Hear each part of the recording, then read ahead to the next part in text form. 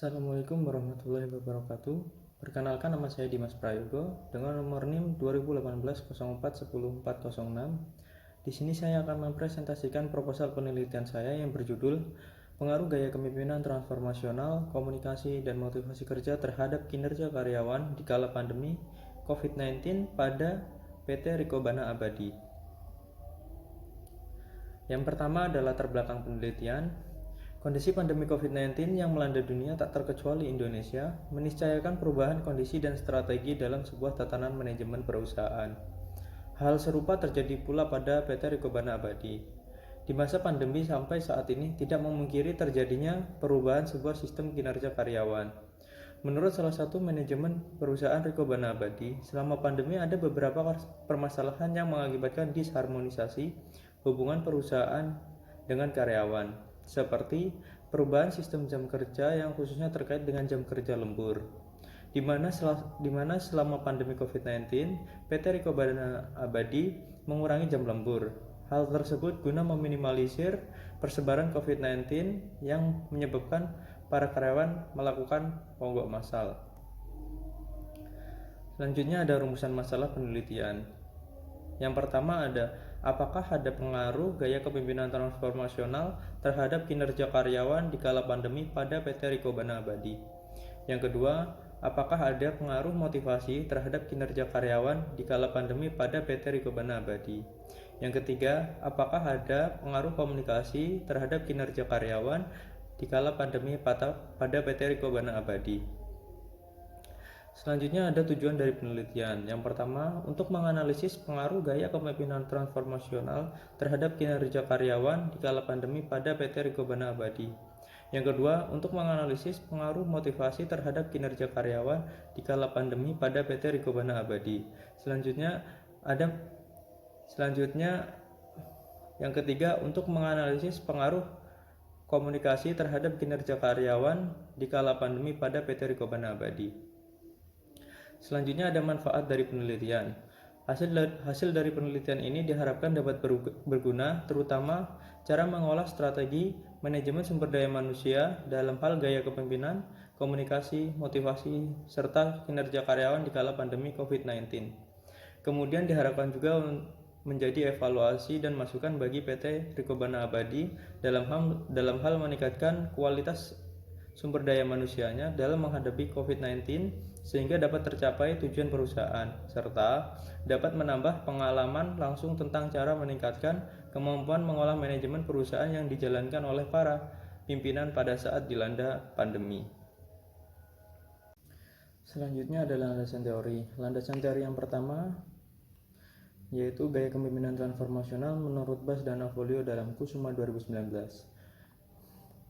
Gaya kepemimpinan adalah proses di mana pemimpin merubah asosiasi pengikutnya kepada kesempatan dan tantangan dengan cara yang baru, serta secara aktif mau mengoptimalkan pengembangan pengikutnya dan kelompoknya.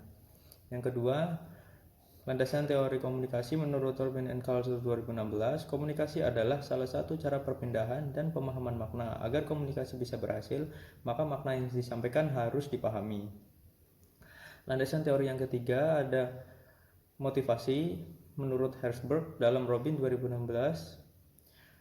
Herzberg menarik sebuah kesimpulan bahwa semua faktor-faktor motivasi yang menyebabkan kepuasan itu merupakan faktor-faktor intrinsik atau faktor-faktor yang berasal dari dalam perusahaan itu sendiri. Landasan teori yang selanjutnya yaitu kinerja menurut Mattis and Jackson 2012. Kinerja adalah apa yang dilakukan atau tidak dilakukan oleh karyawan. Artinya, kinerja atau performance dapat diartikan sebagai hasil kerja yang dicapai oleh seseorang atau kelompok dalam waktu tertentu.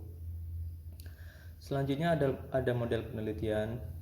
Dari gambar tersebut bisa kita tarik kesimpulan bahwa semua variabel bebas menuju kepada variabel terikat.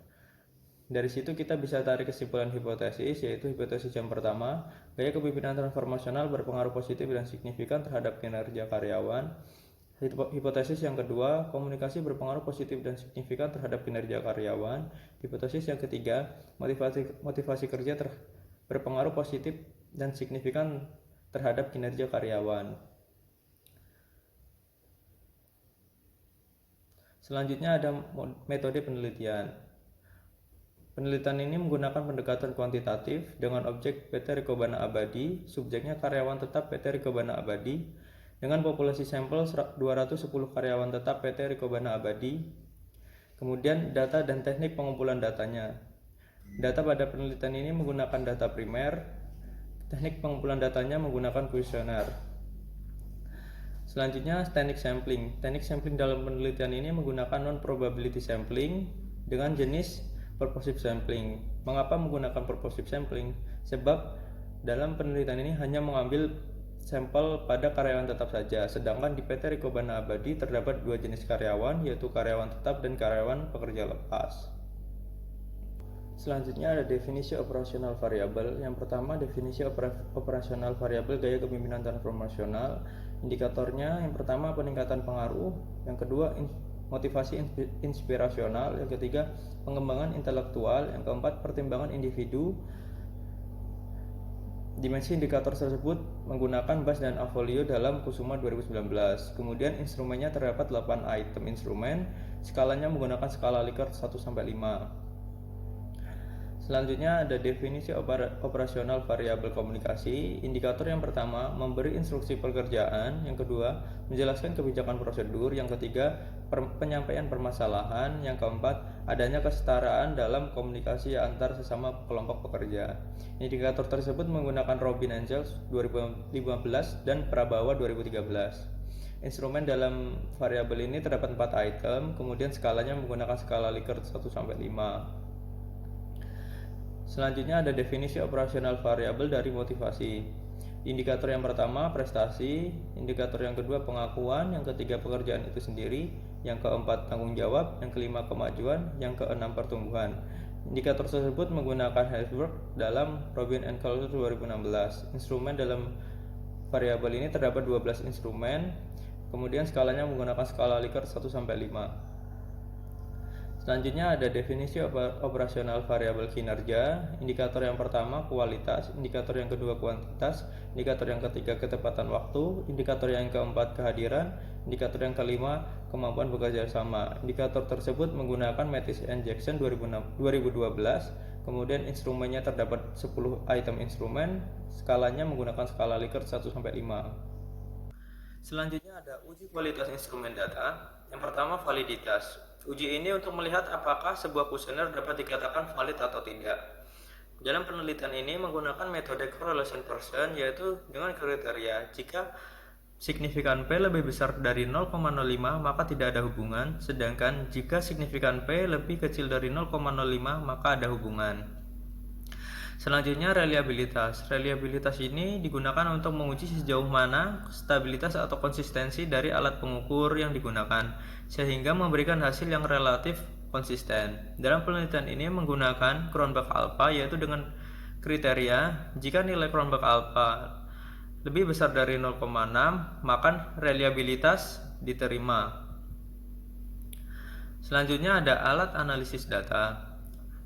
Alat analisis data yang digunakan dalam penelitian ini menggunakan Structural Equation Model atau SEM dengan menggunakan analisis Moment of Structural atau AMOS. Sekian presentasi penelitian dari saya. Jika ada kekurangan mohon dimaafkan. Semoga ini bisa berguna untuk kita semua. Assalamualaikum.